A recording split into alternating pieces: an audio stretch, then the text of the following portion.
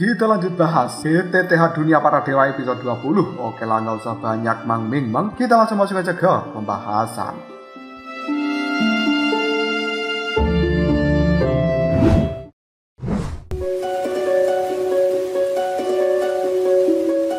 Raut wajah dari tetua Xiaoli terlihat muram dan kemudian dia kembali pada kelompoknya untuk membicarakan apa yang baru saja dia bicarakan dengan 5 orang berjubah hitam itu. Kelompok dari klan Xiao ketika pertama kali tiba di pegunungan Tianmo, hanya tetua Xiaoli dan juga tetua Xiaolong yang memimpin anggota klan Xiao itu. Namun tidak lama kemudian, banyak tetua dari klan Xiao, mereka juga telah bermunculan dan bergabung bersama dengan tetua Xiaoli dan juga tetua Xiaolong.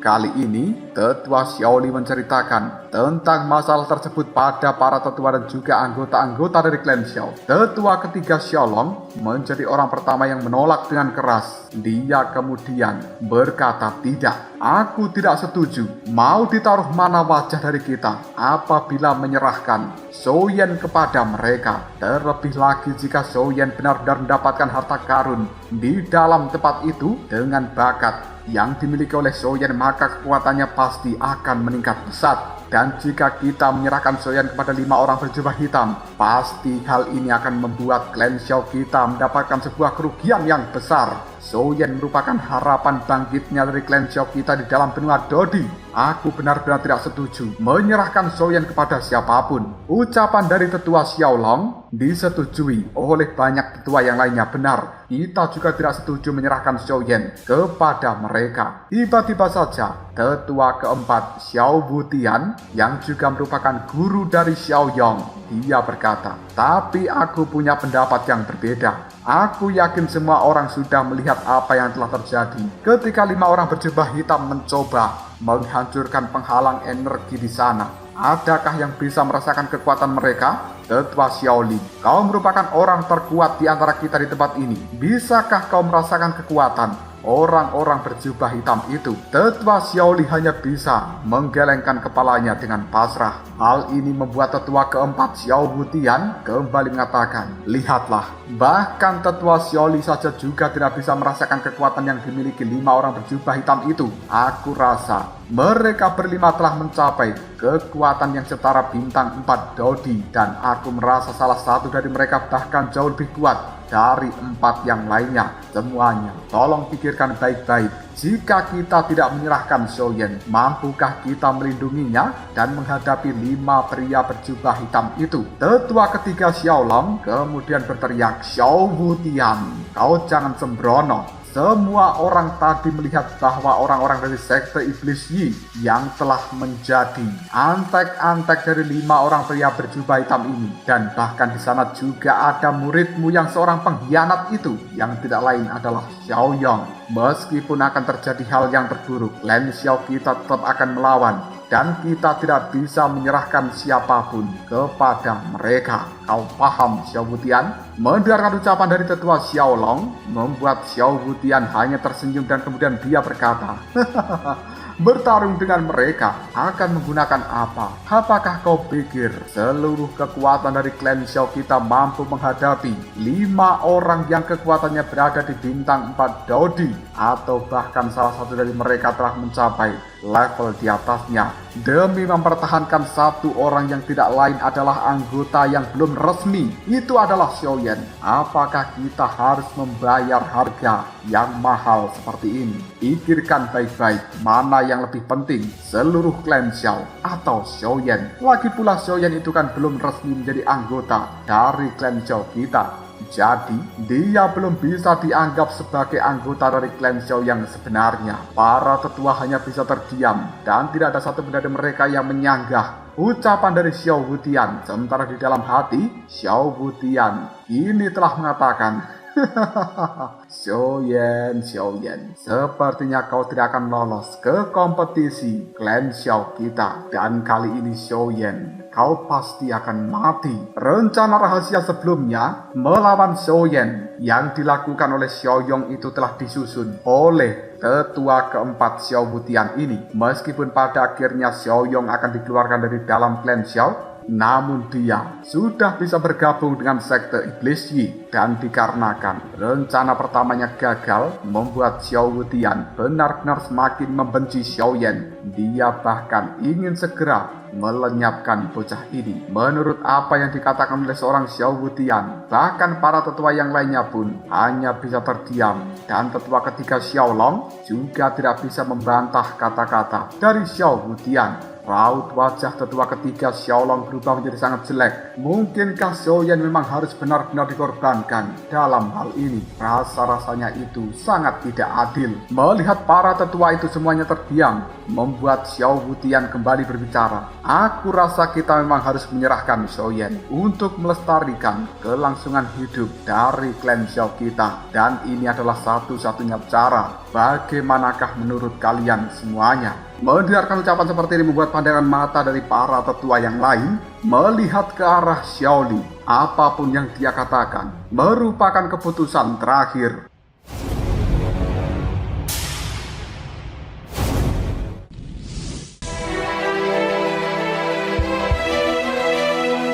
Tetua Xiao Li hanya bisa terdiam, memikirkan hal seperti ini baik-baik. Jika dia menyerahkan Xiaoyan, maka reputasi dari klan Xiao sudah pasti menjadi jelek di dalam provinsi Kaisar ini. Dan yang paling penting, mereka juga akan kehilangan orang berbakat seperti Xiaoyan, yang mungkin di masa depan nanti bocah ini akan membawa klan Xiao menuju kejayaan yang sebenarnya. Namun jika tidak menyerahkan Xiaoyan, bagaimana caranya untuk menghadapi 5 orang berjubah hitam itu?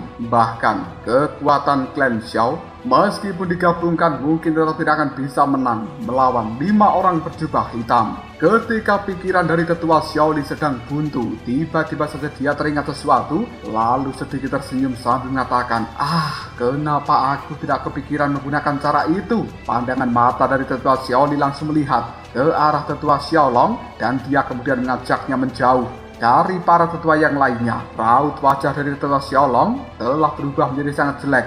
Dia berpikir mungkinkah tetua Xiao Li akan benar-benar menyerahkan Xiaoyan kepada 5 orang berjubah hitam. Tidak lama kemudian tetua Xiao Li bertanya, aku dengar Kaisar Ming pernah memberikan kompas bumi kepada Xiaoyan. Apakah itu benar? Tetua Xiao Long menganggukkan kepalanya. Benar. Xiaoyan memang diberikan kompas bumi oleh Kaisar Ming. Tetua Xiao Li kembali mengatakan, kau yakin? Tetua Xiao Long menganggukkan kepalanya berulang kali. Tentu saja aku yakin, karena aku sendiri yang melihat di depan mataku. Tetua Xiao Li kemudian membisikkan sesuatu di telinga dari tetua Xiao Long. Jika begitu kita akan melakukan. Mendengarkan bisikan seperti ini membuat tetua Xiao Long hanya tersenyum sambil menganggukkan kepalanya. Sementara para tetua yang lainnya pun cukup bingung sebenarnya apa yang dibicarakan kedua tetua ini. Bahkan raut wajah dari Xiao Wutian terlihat nampak jelek karena sepertinya dia bisa merasakan sebuah firasat buruk. Namun dia tetap tidak bisa menduga apa yang dikatakan tetua Xiao Long dan juga tetua Xiao Li. Setelah kedua tetua itu saling berbincang, kemudian mereka kembali dan berkumpul dengan para tetua yang lainnya. Pandangan mata dari tetua Xiao Li melihat pada para tetua ini membuat mereka cukup penasaran. Dan detik berikutnya tetua Xiao Li pun mengatakan, tiba-tiba saja aku teringat dengan beberapa pertanyaan dan ingin aku diskusikan dengan semua orang di tempat ini. Pertama, kenapa orang-orang berjubah hitam mereka ingin kita menyerahkan Xiaoyan? Kedua, kenapa penghalang energi yang muncul di tempat ini itu terbentuk ketika Xiaoyan sudah memasuki gerbang batu itu? Dan kenapa penghalang energi ini begitu kuat? Bahkan 5 orang berjubah hitam itu meskipun sudah bekerja sama masih tidak mampu menghancurkannya. Dan kalian bisa menebakkan siapa yang bisa membuat penghalang yang begitu kuat? Mendengarkan ucapan seperti itu para tetua hanya terdiam dan juga termenung. Tetua pertama Xiao Li selanjutnya berkata, aku rasa pasti ada harta karun luar biasa di balik pintu gerbang batu yang sangat diinginkan oleh pria berjubah hitam tersebut. Dan setelah Xiaoyan memasuki reruntuhan, harta karun itu telah langsung dilindungi oleh penghalang energi ini. Aku yakin Xiaoyan pasti telah menemukan sebuah kesempatan yang cukup menguntungkan dan ahli kuat yang memasang penghalang energi kemungkinan besar adalah orang yang telah memberikan Xiaoyan kesempatan ini. Terlebih lagi kekuatan dari ahli itu pasti di luar imajinasi kita. Bagaimana? Apakah menurut kalian analisaku ini manuk akal? Para tetua yang lainnya hanya bisa menganggukkan kepalanya. Memang apa yang dikatakan oleh tetua Xiaoling cukup masuk akal. Namun tiba-tiba saja tetua keempat Xiao Wutian, dia berkata, analisa dari tetua Xiaoling memang cukup masuk akal. Tapi mungkin untuk keberlangsungan hidup dari klan Xiao kita memang harus mempertahankan Xiaoyan. Dan mungkinkah orang yang telah memberikan bantuan terhadap Xiaoyan itu juga ingin membantu kita di saat yang paling genting? Tetua Xiaoli melihat pada Xiao Wutian dan kemudian dia mengatakan, untuk hal ini kau jangan terlalu cemas. Aku tidak bilang bahwa kita akan menyerahkan Xiaoyan. Bukankah kita masih punya waktu selama 3 hari? Bahkan mungkin Xiaoyan sudah mati di dalam reruntuhan itu. Belum lagi kau bilang Xiaoyan tidak bisa dianggap sebagai anggota dari klan Xiao kita, bukan? Mari kita tunggu dan lihat. Lalu kita putuskan dalam 3 hari ke depan. Lagi pula saat ini aku harus kembali dulu untuk mengaktifkan formasi pertahanan dari klan Xiao demi berjaga-jaga. Xiao Wutian, kau sekarang adalah orang yang bertanggung jawab di dalam tempat ini. Dalam 3 hari ke depan apapun hasilnya, kau bisa mengambil semua keputusannya. Xiaolong, Xiaoqi, ayo ikut aku kembali ke dalam klan Xiao. Mereka berdua hanya bisa menganggukkan kepalanya dan kemudian mengikuti tetua Xiaoli untuk pergi dari dalam hutan pegunungan Tianmo ini. Melihat hal seperti itu membuat raut wajah Xiao Wutian cukup gembira. Dia kemudian berkata di dalam hatinya, aku bisa mengambil keputusan dalam 3 hari. Bukankah berarti aku bisa menyerahkan Xiaoyan? Xiaoli, Xiaolong, kalian benar-benar mempercayakan hal ini padaku? Aku bisa melakukannya sesuka hati. Setelah menjauh dari klan Xiao, tetua Xiaoli melihat kepada tetua Xiaolong sambil mengatakan, Xiaolong, kau dan juga King kembali dulu ke dalam klan Xiao. Sementara aku ingin bertemu dengan Kaisar Ming terlebih dahulu. Mendengarkan ucapan seperti itu membuat tetua ketiga Xiaolong hanya bisa menganggukkan kepalanya. Dia membawa Xiaoqi menuju klan Xiao. Sementara tetua Xiaoli mereka menuju wilayah dari lembah Tianming.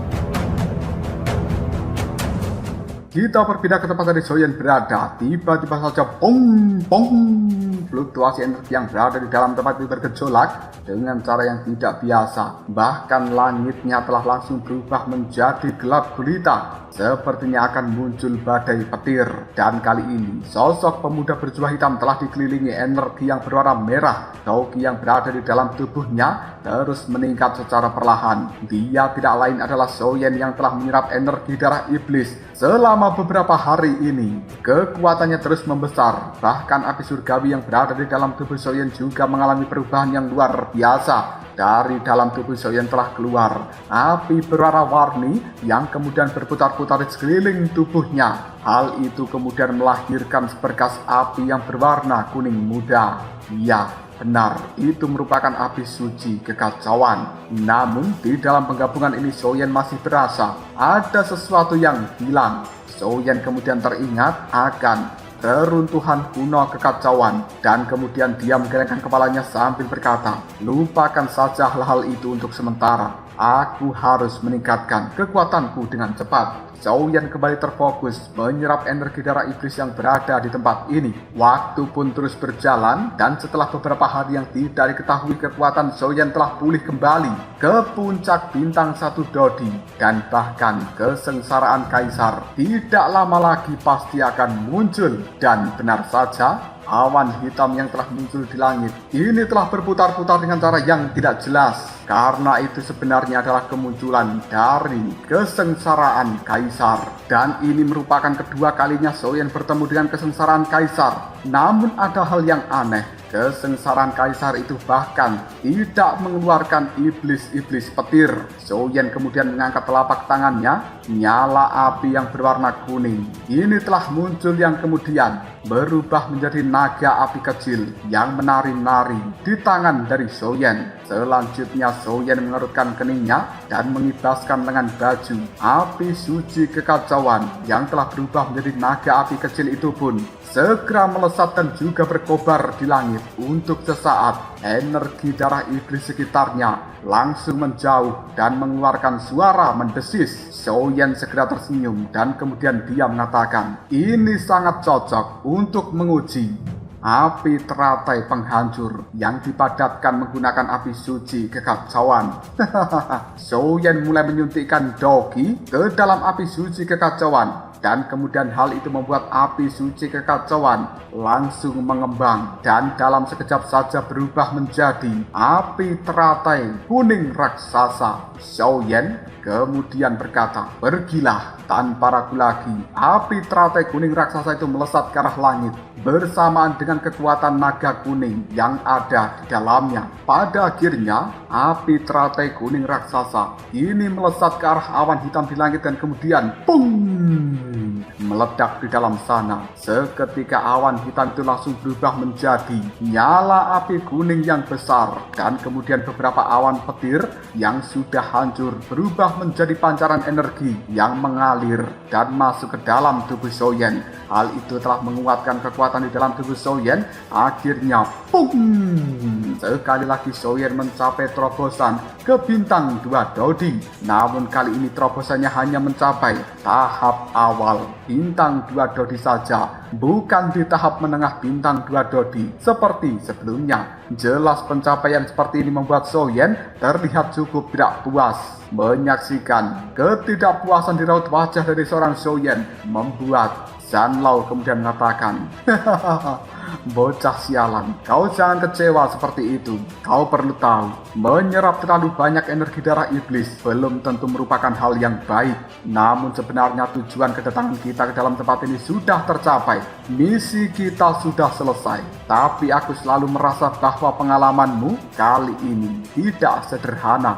Bagian dalam dari makam iblis telah menampilkan sesuatu yang bahkan tidak bisa dilihat permukaannya. Tapi aku samar-samar merasakan sesuatu yang luar biasa di dalam sana. Mari kita masuk ke bagian dalam dari makam iblis ini dan melihat-lihat. Mungkinkah kau bisa menemukan harta yang luar biasa? Mendengarkan ucapan dari Zhan Lao membuat Zhou Yan menganggukkan kepalanya. Karena bahkan Zhan Lao tidak bisa melihat apa yang berada di bagian terdalam. Hal itu semakin membuat Zhou Yan penasaran dalam hal ini. Zhan Lao melihat pada Zhou Yan yang kemudian dia berkata, namun sebelumnya aku masih harus memberikan peringatan. Tetap waspada. Mungkin ada beberapa bahaya tersembunyi di dalam tempat tersebut. Setelah mengatakan hal seperti itu, tubuh dari Zhan Lao kembali masuk ke dalam pagoda emas. Selanjutnya Zhou Yan mengaktifkan kekuatan jiwanya dan dia bergerak menuju bagian terdalam dari makam iblis.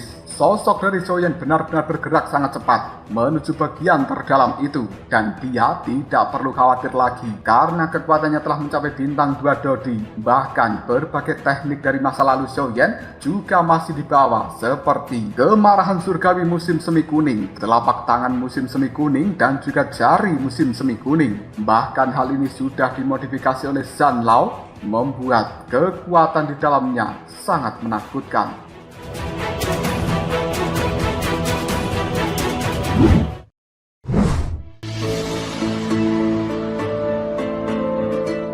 Sambil terbang di dalam tempat ini, pandangan mata Zhou Yan melihat ke arah bawah sana dan dia telah menemukan bahwa di sepanjang perjalanan ada puncak-puncak yang berbentuk aneh dengan batu-batu yang cukup eksotis. Bahkan di dalam tempat ini juga telah menumbuhkan berbagai tanaman obat yang sangat langka. Zhou Yan pun tidak berkuasa untuk berhenti beberapa kali di tengah perjalanan dan kemudian mengumpulkan bahan-bahan obat yang langka tersebut. Zhou Yan cukup puas karena bahan-bahan obat ini memiliki energi yang luar biasa. Tentu saja jika dijual pasti harganya akan sangat mahal. Di sepanjang perjalanan Zhou Yan juga telah banyak menemukan makam-makam yang kemungkinan hal itu merupakan tempat pemakaman anggota-anggota yang kuat dari ras iblis setelah mereka meninggal. Tanpa menunda-nunda waktu lagi, Soyen melanjutkan terbangnya ini jauh menuju wilayah terdalam makam iblis.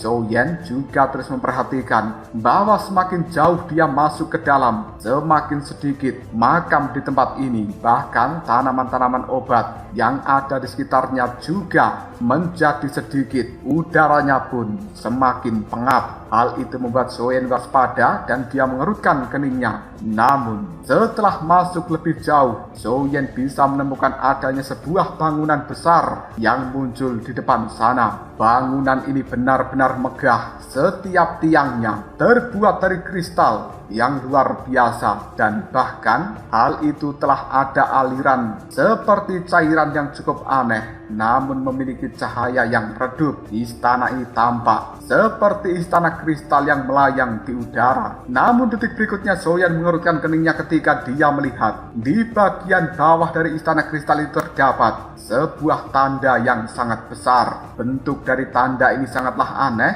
namun memancarkan energi yang dingin, dan istana kristal benar-benar berdiri melayang di atas tanda yang aneh dan besar itu. Sosok dari Soyen secara perlahan mendekat. Dengan beberapa langkah dia telah mendarat di depan gerbang dari istana kristal ini. Pada saat Soyen akan masuk ke dalamnya, tiba-tiba saja sebuah kekuatan dorong yang dahsyat menghantam tubuh Soyen sampai melemparkannya mundur jauh beberapa puluh meter. Raut wajah Soyen langsung berubah dalam seketika pada saat dia terhantam oleh energi yang aneh ini. Zanlao yang berada di dalam pagoda emas tiba-tiba saja mengatakan, "Soyen, jangan bergerak sembarangan. Ada sesuatu yang aneh di tempat dari istana kristal itu." Sambil memegangi dadanya, Soyen berkata, "Kekuatan apa tadi? Benar-benar sangat kuat." Zanlao hanya bisa menggelengkan kepalanya. "Aku juga tidak tahu. Kenapa kau tidak mencobanya menggunakan boneka iblis saja?" Mendengarkan ucapan dari seorang Zanlao, Soyen pun melambaikan telapak tangannya dan kemudian boneka iblis yang berwarna merah keluar dari dalam cincin penyimpanan. Soyen menyuruhnya untuk melesat menuju pintu masuk dari istana kristal. Pada akhirnya, slep! Boneka iblis itu benar-benar mampu masuk ke dalamnya dengan cara yang sangat mudah, membuat Soyen bersama dengan Zanlao cukup terkejut lalu mengatakan, "Apa?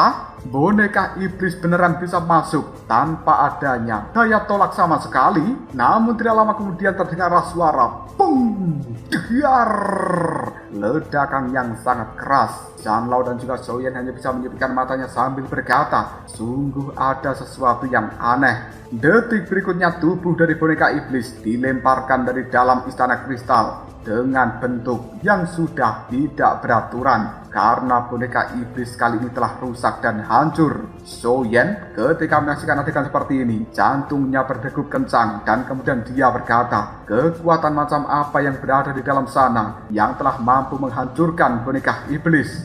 Tidak lama kemudian pancaran sinar cahaya merah keluar dari dalam istana kristal. Lalu hal seperti ini membentuk sebuah tulisan, "Mereka yang bukan dari rasku akan mati, dan mereka yang bukan dari keturunan kerajaanku akan binasa." Pada akhirnya, Soyen dan juga Zanlao sama-sama mengerti bahwa itu adalah pesan yang telah ditinggalkan seseorang di dalam istana. Zanlao terdiam sejenak sambil menggosok janggutnya. Dia mengatakan, "Jadi, garis keturunan kerajaan ras iblis ya?" Soyen dengan penuh penyesalan dia berkata, "Jadi untuk bisa memasuki istana kristal, memang memerlukan garis keturunan ras iblis. Sepertinya kita tidak bisa masuk." Soyen juga cukup menyesal karena telah kehilangan boneka iblisnya. Benda ini hancur berkeping-keping akibat energi yang luar biasa dari istana kristal. Namun Zanlao tiba-tiba saja tersenyum pada Soyen sambil mengatakan, "Hei, apakah kau akan menyerah begitu saja?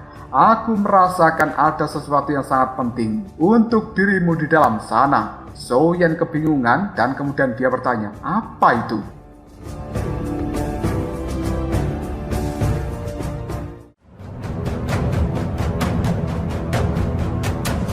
Lalu apakah yang terjadi selanjutnya? Sebenarnya apa yang dimaksud oleh Zanlao? Sesuatu yang sangat penting untuk Soyen ini. Jika kalian penasaran, tunggu aja jawabannya di next video Ngobrol Shop.